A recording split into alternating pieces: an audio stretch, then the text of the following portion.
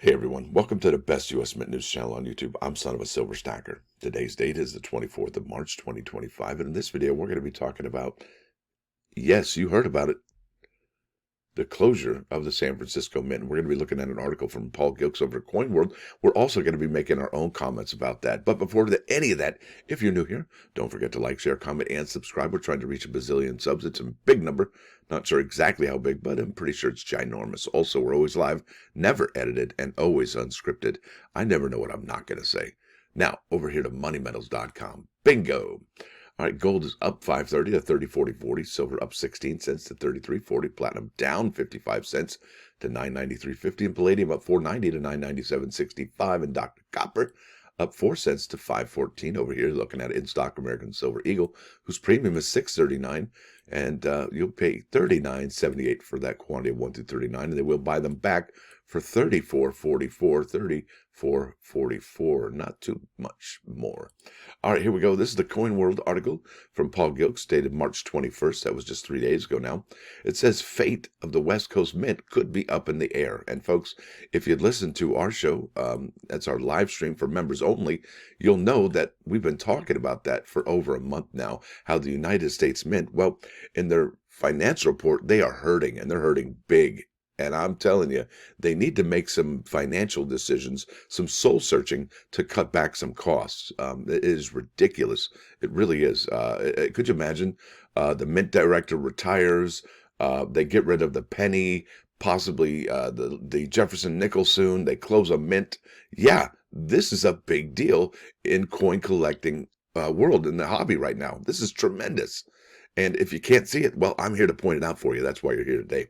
All right, this is by Paul Gilks from Coin World, published March 21st, 2025 at 12 p.m., I want to say Eastern Time. Now, it says here, the third San Francisco Mint at 155 Herman Street is on the National Register of Historic Places and on the administration's target list for elimination or deletion, if you like that word better. Now, it says here, President Trump and Elon Musk-led Department of Government Efficiency, that's DOGE, have now targeted the San Francisco Mint for closure in a bid to sell the real estate on which the National Register of Historic Places structure stands, theoretically to reduce government expenses. And folks, I've also heard that, listen, if you've ever seen a map of the federally owned land from East Coast to West Coast, the further west you go, the more land the federal government owns. And it's quite remarkable how little federal land is on the East Coast because, well, it was divided up hundreds of years ago. However, the West, well, being relatively new, relatively unexplored, the federal government owns much of that land. I probably should have shown you that, but you can take my word for it or not. Do your own due diligence. That's fine. I don't mind. But what I'm trying to say is there could be selling maybe $160 trillion worth of real estate out West. That would be incredible. Now, a lot of people would probably be in line to pick up some of that fantastic real estate. So they're looking to reduce costs and increase revenue. That's what they're looking at right now. It says here, the facility has been the stalwart of numismatic sets, primarily proof coinage and metals for decades. I don't know about metals, but yeah, okay, maybe. It's Philadelphia does the metals. They do all of them. I'm telling you, they do. Anyway, for decades, having first being pressed into service in 1937 at 155 Herman Street, the San Francisco Mint also produced coins for general circulation up until a certain point, right? 1974 with I believe the last Lincoln cents that were struck there. It served as an assay office for a time before being returned to full mint status in March 31st, 1988, under the same law, Public Law 100-274, that established the West Point Mint as a full mint from a bullion depository. The San Francisco Mint is not open to the general public. It does not give tours. The San Francisco Mint only employs 152 people. That's not really many people. All right.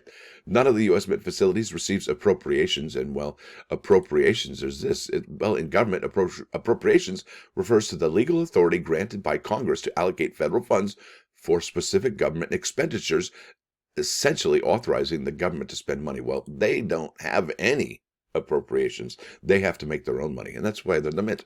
It says all funding is derived from U.S. Mint's Public Enterprise Fund. That's interesting. Mint's Public Enterprise Fund. That's the PEF, established under Mint reform legislation in 1996 that receives revenue from the profits generated from what the Mint produces.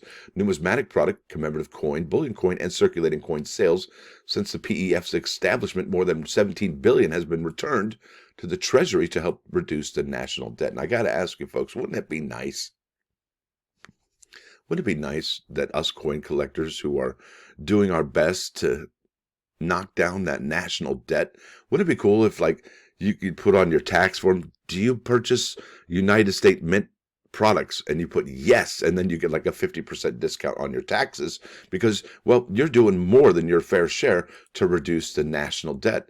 I mean, are there any other products that the federal government sells or does for its public and citizens that actually goes towards reducing the debt? That would be really interesting.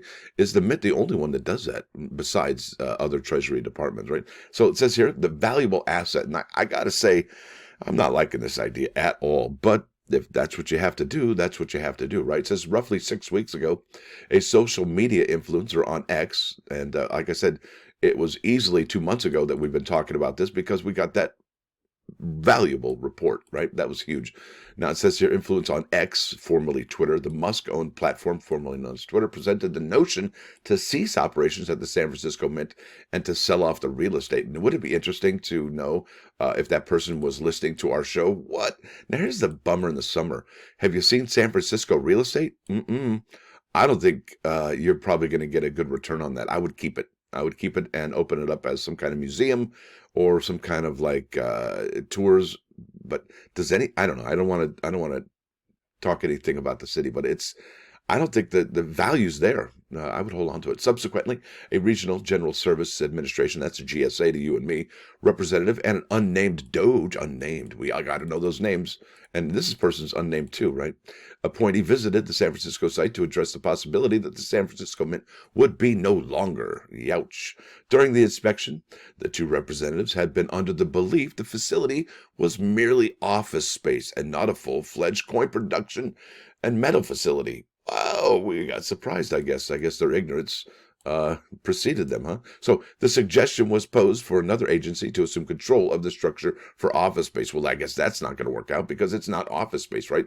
In early March, the GSA engineers visited San Francisco to assess what needed to be done for closure and to generate a written report. A report has yet to be generated, but a strategy is reportedly progressing towards the San Francisco Mint closing its doors. Bummer in the summer.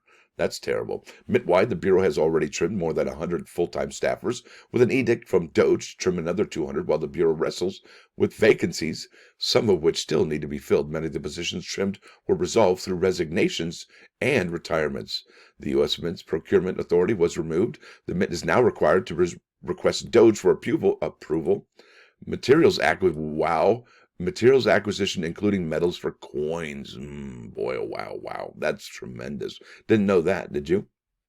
Closing the San Francisco Mint could affect the production of many numismatic products, such as proof sets, silver proof sets, proof commemorative coins, and matte silver presidential silver medals. And folks, they could easily switch that to West Point, right? Easy peasy pudding pie. Not even a worry in the sky. I'm telling you, proof commemorative coins, matte silver, not an issue. They just switched that to Philadelphia, right? Because, I mean, guess what? Is the United States Mint striking billions of coins per month like they used to? No, not even close. So easily they could switch production. And you know what's interesting is that I'll show you here in a second. I've showed you in the past.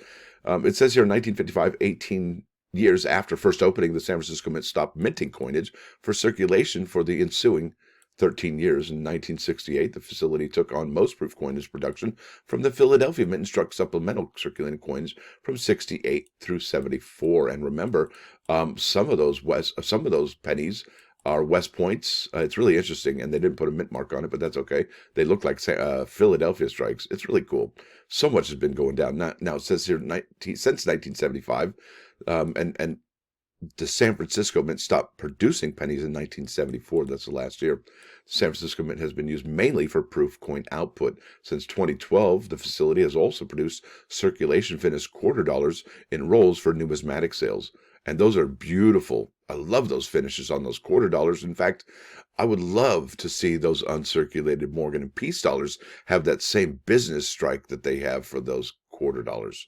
Now it says here all of the mint sites, the mint site in San Francisco, Philadelphia, West Point, and Denver, the Fort Knox Bullion Depository, and the mint headquarters are all codified in law. Okay, there it is. Let's keep on keeping on. I think I put here San Francisco real estate. Yeah, there's nothing going on. Really, I mean, look at the San Francisco office space. Sees signs of life. That was 3 hours ago. But really, do you want to sell when it's just beginning to pick up again? Or do you sell? Do you wait, right? So that's kind of important to think about when you have real estate. Now, unless you just have to dump it, right? Time or money, which one's more important? Now, here you go. This is the United States Mint's post on X. And it says here, these are 3 new Schuler circulating coin presses. I think they're the horizontal presses, I believe. I don't know exactly. I think they are. It says arrived at the Denver Mint on Tuesday. Will the next coins in your collection be produced by them? Learn more about coin production on our website here. And what's interesting about this is, well, the San Francisco Mint did have some upgraded coin presses, but really the latest, greatest ones are in the Denver facility. And why would the United States Mint upgrade their Denver facility if they were going to close that one at all? So I don't think the United States Mint would close Denver. I think they would easily close San Francisco. They really don't do hardly any circulation strikes for our coins there in that department. Philadelphia and Denver have that covered. And it just costs too much. It really, really does. It's quite incredible. And the fact that the Mint isn't striking as many coins because the Federal Reserve isn't ordering as many coins, well, that means that there's less pressure on Denver and less pressure on Philadelphia to strike as many coins. I mean, they're not doing 1.5 billion coins per month like they used to. They're 500 million now, probably maybe 800 million coins.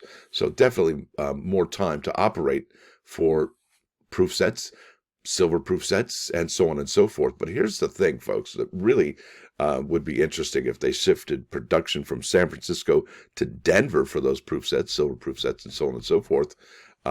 That would be a first, right? Because they've done it in Philadelphia.